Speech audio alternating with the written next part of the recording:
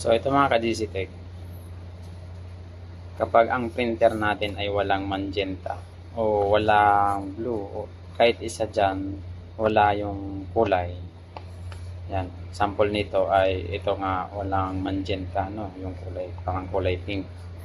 So pagka ganyan, hindi maayos yung printing natin. So buksan natin yung printer. Ang gagawin nyo mga boss, mga ka-GC Tech, ito, nabuksan nyo na yung printer. Ito yung kulay niya. Yung black, yung yellow, yung pink, yung magenta, at yung blue. So, ayan siya. So, ang gagawin nyo, magenta yung, hanapin nyo yung kulay na walang ink. So, ito magenta. Ayan. So, itong model na to ay L310 or L110, mga ganitong printer. So kahit anong printer na basta Epson printer. So ito yung itsura niya, no?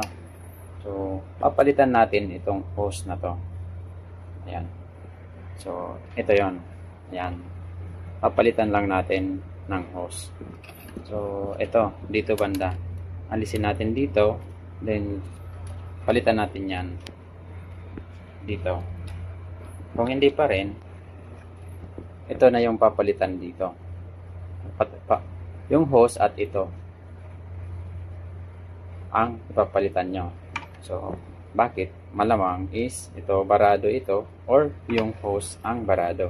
So, sa sitwasyon na ito muna yung pinalitan ko kasi medyo yun talaga ang mostly bumabara dito sa hose. So, ayan. Kung wala kayo ng mabibilihan nito Shopee or ano, kung meron kayong lumang printer, pwede nyong pagkunan ng hose ng ganito.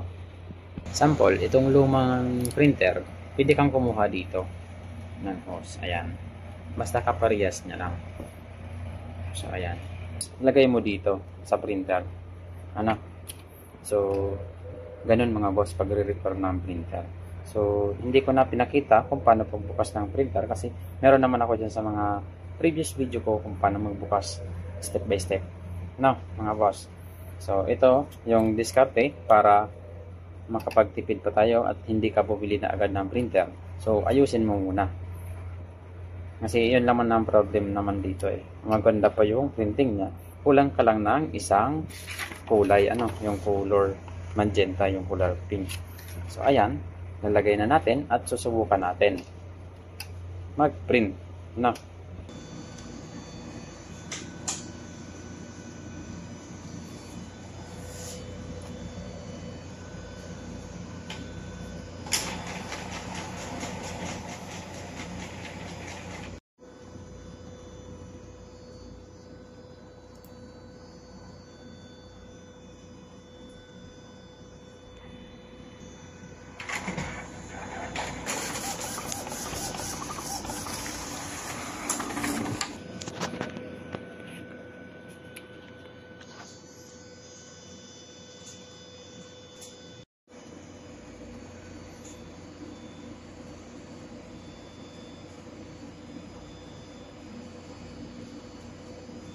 So, ayan mga boss, mga pare, mga ka-GC Tech.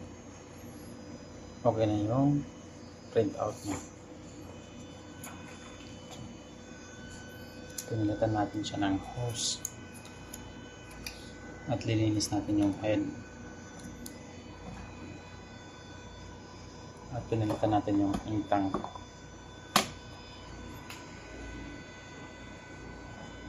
So, goods na siya. Yan, kung bago ka pa lang sa aking channel, huwag mo naman kalimutan i-click yung subscribe button and bell button para updated ka sa aking mga tutorial video. See you on my next video guys.